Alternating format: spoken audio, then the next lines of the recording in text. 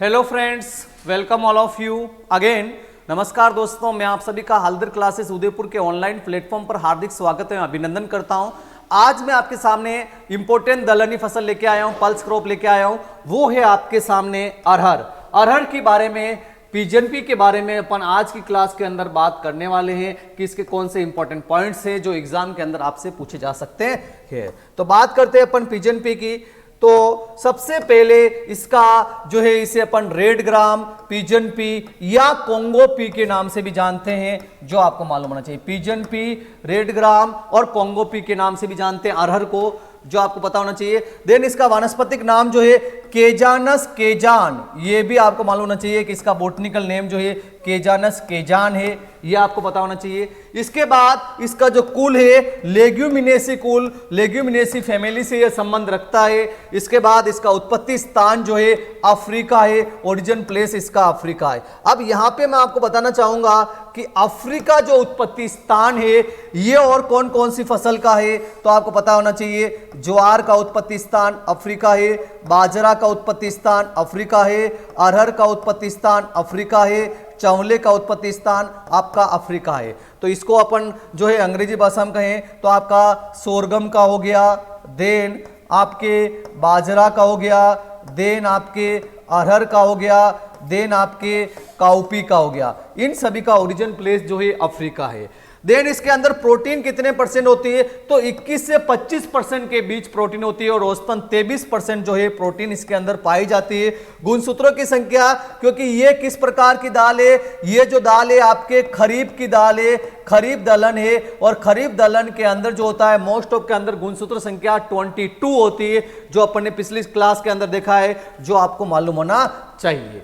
तो इस स्लाइड के अंदर सबसे इंपॉर्टेंट पॉइंट जो अरहर के केस में आ रहे हैं कि भाई अरहर को जो है अपन pigeon pea, Congo pea, red gram के नाम से जानते हैं। इसका वानस्पतिक नाम केजानस केजान है और यह लेग्यूमिनेसी कुल से संबंध रखती है और इसका उत्पत्ति स्थान अफ्रीका है। और यह खरीफ की दाल होने की वजह से इसमें गुणसूत्र संख्या जो होती है 22 होती है। अब इसमें अपन आगे बढ़ते हैं। नेक्स्ट वन आता है इसके अंदर कि भाई अरहर के बीज चोल के अंदर एक पदार्थ पाया जाता है जो सेपोनिन के नाम से जाना जाता है, यानी इसके सीड कोड के अंदर, एक प्रकार से कहें इसके सीड कोड के अंदर जो होता है, क्या होता है, सेपोनिन नाम का सब्सटेंस होता है, जो आपको पता होना चाहिए। इसके बाद अंकुरित दालों में विटामिन सी पाया जाता है। जो अंकुरित होते हैं, जो स्प्राउटिंग, जो आपके जो पल्सेस होती है, स्प्राउटिंग जो पल्सेस होती है, उनके अंदर कौन सा विटामिन पाया जाता है, तो विटामिन सी पाया जाता है, जो आपको मालूम होना चाहिए। तो ये क्वेश्चन एग्जाम के अंदर पूछा जा सकता है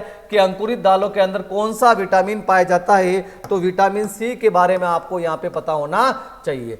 संसार का 90% क्षेत्र और उत्पादन जो है अरहर का, वह कहां हो रहा है, यह भारत के अंदर हो रहा है, जो आपको पता होना चाहिए। यानी मैक्सिमम एरिया के अंदर जो है इसको उगाई जाती है और इसका प्रोडक्शन जो है इंडिया के अंदर प्राप्त किया जाता है।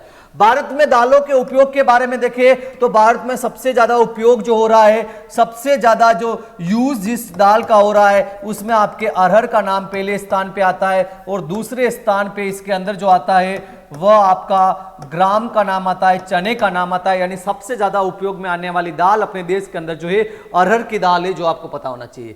इसके टेस्ट वेट की बात करें, यानी कि इसके परीक्षण बार की बात करें, 1000 बीजों के वजन की बात करें तो 72 ग्राम होता है, जो आपको पता होना चाहिए। इसके पौधे की हाइट या लंबाई की बात करें तो 1 से 4 मीटर लंबा इसका पौधा होता है। इसके इन्फ्लोरेसेंस की बात करें, पुष्पक्रम की बात करें तो इसका पुष्पक्रम रेसिम के नाम से जाना जाता है और यही जो होता है सोयाबीन के अंदर भी होता है। इसके फल की बात करें, फ्रूट की बात करें तो इसका जो फल जो होता है पोड या फली के नाम से जाना जाता है।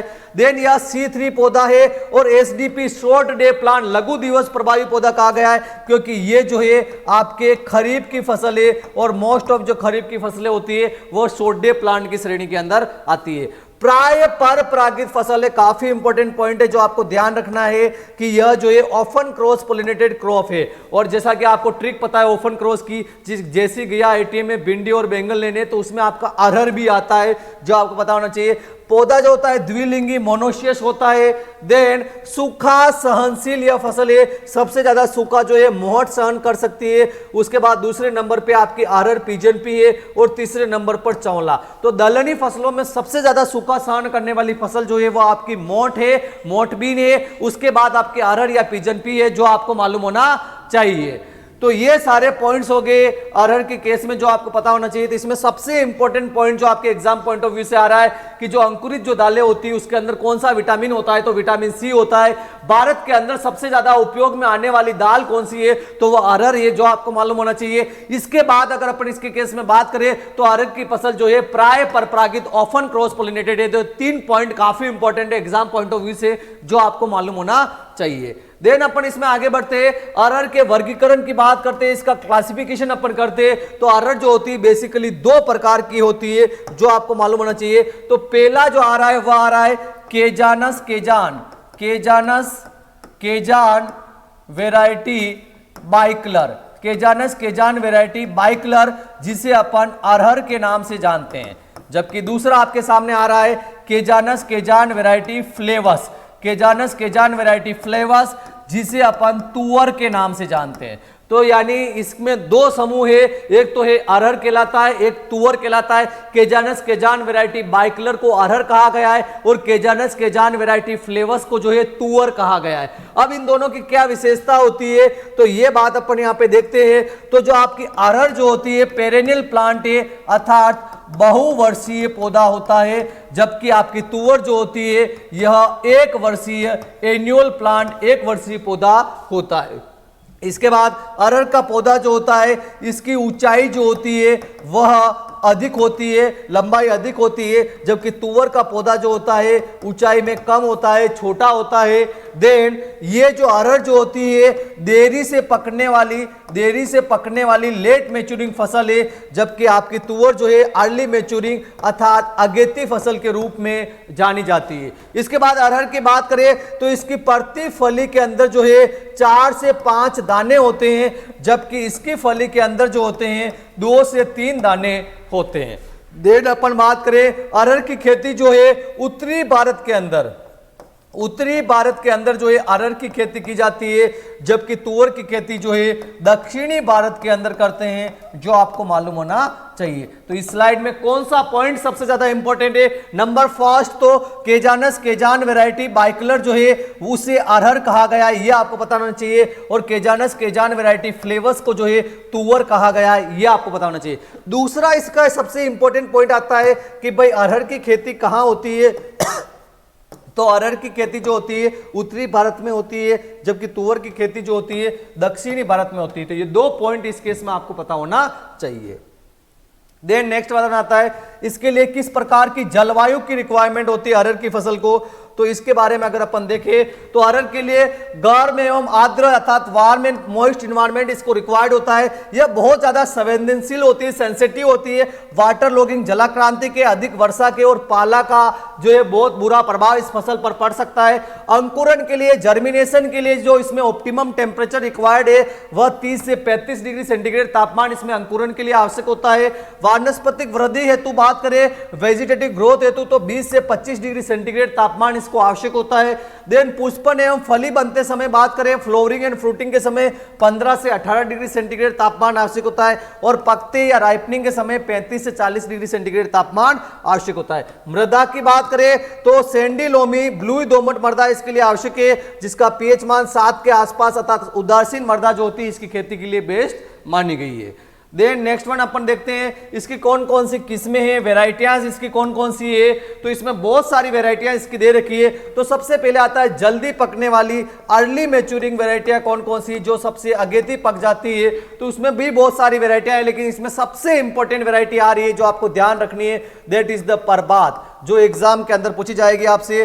प्रभात जो है इसकी सबसे important variety, extra early maturing variety है, जो आपको ध्यान रखना है। 5 स्टार इसके ऊपर, जल्दी पकने वाली यह किस्म है जो 115 से 135 दिन में पक जाती है और मिश्रित फसल है तो मिक्स्ड क्रॉपिंग के लिए सर्वोत्तम यह मानी गई है, जो अरहर प्लस ज्वार के साथ उगाई जाती है। इसके अलावा दूसरी इसकी इंपॉर्टेंट वेराइटी है उपास 120। उपास 120 इसका नाम है और यह उपास 120 जो होती है 120 दिनों में पक के तैयार हो जाती है। यह भी अर्ली मैच्योरिंग वैरायटी के अंदर आती है। इसके अलावा भी इसके सामने आपके सामने बहुत सारी वैरायटी आ रही है, लेकिन सबसे इंपॉर्टेंट एक वैरायटी और आ रही है। इसकी पहली संकर किस्म जो है ICPH8 है, ICPH8 है, जो आपको मालूम होना चाहिए। तो इस केस में आपको यहाँ पे 3 वैरायटियां ध्यान रखनी है। इसमें जो आ रही है सबसे पहली इसकी प्रभात जो extra early maturing variety, then Upas 120, then आपको ध्यान रखनी है ICPH8 जो इसकी पहली संकर किस्म फर्स्ट हाइब्रिड वैरायटी के रूप में जानी जाती है। तो 3 वैरायटियां इस स्लाइड में से आपको याद होनी चाहिए। इसके बाद इसके केस में देखते हैं कि मध्यम अवधि वाली अर्थात मीडियम ड्यूरेशन वाली इसकी वैरायटियां कौन कौन सी है। तो मध्यम ड्यूरेशन वाली में इसकी मुक्ता वैरायटी जो विल्ट रोग जो है रेजिस्टेंस पाई जाती है, ये वैरायटी आपको ध्यान रहनी चाहिए। मुक्ता इसकी काफी ज्यादा इंपॉर्टेंट है वैरायटी, जो आपको पता होना चाहिए। देन अपन बात करते हैं लंबी अवधि वाली लॉन्ग ड्यूरेशन वाली इसकी वैरायटियां कौन सी है। तो दैट इज द पूसा 9 और बहार का केस आपको ध्यान रहना चाहिए, और जो 265 दिन में पककर तैयार होती है। आपको पता हो तो फसलों के केस में बात करते हैं तो सबसे ज्यादा लॉन्ग ड्यूरेशन वाली जो फसल है वो आपकी गन्ना है। उसके बाद जो नाम आता है अरहर का नाम आता है, पिजनपी का नाम आता है, जो आपको मालूम होना चाहिए। और इसकी सबसे लॉन्ग ड्यूरेशन वाली वैरायटी बहार को माना गया है, जो आपको पता होना चाहिए, जो 265 दिन में पककर तैयार होती है। अन्य किस्मों में बात करें तो ICPL87 ये भी काफी इंपॉर्टेंट वैरायटी है, इसको भी आपको याद रखना है। ICPL87 जिसे प्रगति के नाम से जानते हैं, जो भी एग्जाम के अंदर आपको पूछी जा सकती है। इसके अलावा शारदा, पारस, लक्ष्मी, ग्वालियर, ये बहुत सारी वैरायटियां हैं, ये आपको ध्यान नहीं रखनी है। तो इस स्लाइड में से भी आपको 3 वैरायटियां ध्यान रखनी है। नंबर फर्स्ट मुक्ता के बारे में, नंबर सेकंड आपको बहार के बारे में, नंबर थर्ड ICPL87 प्रगति के बारे में आपको मालूम होना चाहिए। देन नेक्स्ट वन आता है बुआई का समय। तो अरहर की फसल जो है एक प्रकार से अपन कहें तो खरीफ ऋतु की फसल है, खरीफ की फसल है। इस फसल की जो बुआई जो है जून जुलाई महीने के अंदर कर देनी चाहिए। जून जुलाई महीने के अंदर इस फसल की बुआई आपको कर देनी चाहिए। इस फसल की बीज दर की बात करें तो शुद्ध फसल ले रहे हो, सोल क्रॉप ले रहे हो, तो इसकी बीज दर 12 से 15 किलोग्राम, काफी इंपॉर्टेंट आपको ध्यान रखना है। और मैं आपको बता दूं कि बीज दर की बात करें 12 से 15 किलोग्राम बीज दर की बात करें तो यह जो बीज दर है आपके अरहर के लिए, किसके लिए, अरहर के लिए लेते हैं अपन 12 से 15। इसके बाद आपका जीरा क्यूमीन की जो बीज दर है उसकी भी जो बीज दर है वो आपकी 12 से 15 ही है, जो आपको मालूम होना चाहिए कि भाई 12 से 15 किलोग्राम बीज दर किसकी है। मिश्रित फसल की बात करें, मिक्स क्रॉपिंग के केस में इसकी बीज दर 6 से 8 किलोग्राम ली जाती है। इसके बुआई की गहराई कितनी रखनी चाहिए, तो इसका बीज 5 सेंटीमीटर गहराई पे इसकी बुआई करनी चाहिए। तो यहां पे स्लाइड के अंदर सबसे इंपॉर्टेंट चीज ये आ रही है कि अरहर कौन से ऋतु की फसल है, तो खरीफ ऋतु की फसल है, और इसकी बीज दर कितनी लेते हैं, तो 12 से 15 किलोग्राम इसकी बीज दर ली जाती है, जो आपको मालूम होना चाहिए। देन नेक्स्ट वन आता है, इसमें ज्यामिति कितनी रखेंगे, स्पेसिंग कितनी रखी जाती है, तो कतार से कतार, रो टू रो डिस्टेंस 60 से 75 सेंटीमीटर और प्लांट टू प्लांट 15 से 20 सेंटीमीटर रखते हैं। जबकि इसकी जो प्रभात और बोनी किस्में है उसमें कतार से कतार जो है 30 सेंटीमीटर और पौधे से पौधा 10 सेंटीमीटर रखी जाती है। उर्वरक की बात करते हैं इस केस में तो नाइट्रोजन 20 किलोग्राम, फॉस्फोरस 40 से 60 किलोग्राम और पोटास जो है 30 किलोग्राम प्रति हेक्टेयर इसको आवश्यकता होती है। इसके बाद इसके केस में सिंचाई की बात करें तो इसके लिए सिंचाई के लिए जो क्रांतिक अवस्था यानी कि क्रिटिकल स्टेज जो मानी गई है वो फली में दाना बनते समय ग्रेन फॉर्मेशन स्टेज जो होती है इसकी काफी ज्यादा सिंचाई के प्रति क्रिटिकल मानी गई है। देन अपन इसमें आगे बढ़ते हैं कि इसके अंदर खरपतवार नियंत्रण किस प्रकार से करेंगे, वीड मैनेजमेंट किस प्रकार से करेंगे। तो इसमें जो है निराई गुड़ाई आपको करनी चाहिए, निराई गुड़ाई अर्थात होइंग आपको करने की रिक्वायरमेंट इस फसल के अंदर होती है। और होइंग जो है पहली जो है आपको 25 दिन बाद और दूसरी जो है आपको 45 दिन बाद बुआई की करनी चाहिए। इसके अलावा खरपतवार नाशी के रूप में हर्बिसाइड के रूप में जो है अपन इसमें फ्लूक्लोरेलिन को प्रयोग में ले सकते as PPI pre plant incorporated के रूप में 750 ग्राम से 1 किलोग्राम मात्रा इसके काम में ली जा सकती है, जो आपको पता होना चाहिए। इसके अलावा PE के रूप में अपन इसमें पेंडेमिथिलिन का प्रयोग भी कर सकते हैं। इसके उपज की बात करें, इसके यील्ड पोटेंशियल की बात करें तो 20 से 25 क्विंटल पर हेक्टेयर इसके दाने की उपज, ग्रेन की उपज प्राप्त हो जाती है। जबकि 50 से 60 क्विंटल पर हेक्टेयर जो है इसके डंठल अर्थात स्ट्रो की प्राप्ति होती है। देन इसमें जो सबसे इंपॉर्टेंट पॉइंट इस स्लाइड का जो आ रहा है वो आ रहा है इसका कटाई गुणांक, हार्वेस्ट इंडेक्स, और जो होता है इसका 19% जो सबसे कम माना गया है। ये आपको ध्यान रखना है, इस स्लाइड में से काफी इंपॉर्टेंट है, पूछा जाता है सबसे कम कटाई गुणांक जो होता है वह कौन सी फसल का होता है। तो सबसे कम कटाई गुणांक जो होता है अरहर की फसल का होता है और वह 19% होता है। इस स्लाइड का सबसे इंपॉर्टेंट पॉइंट है जो आपको मालूम होना चाहिए।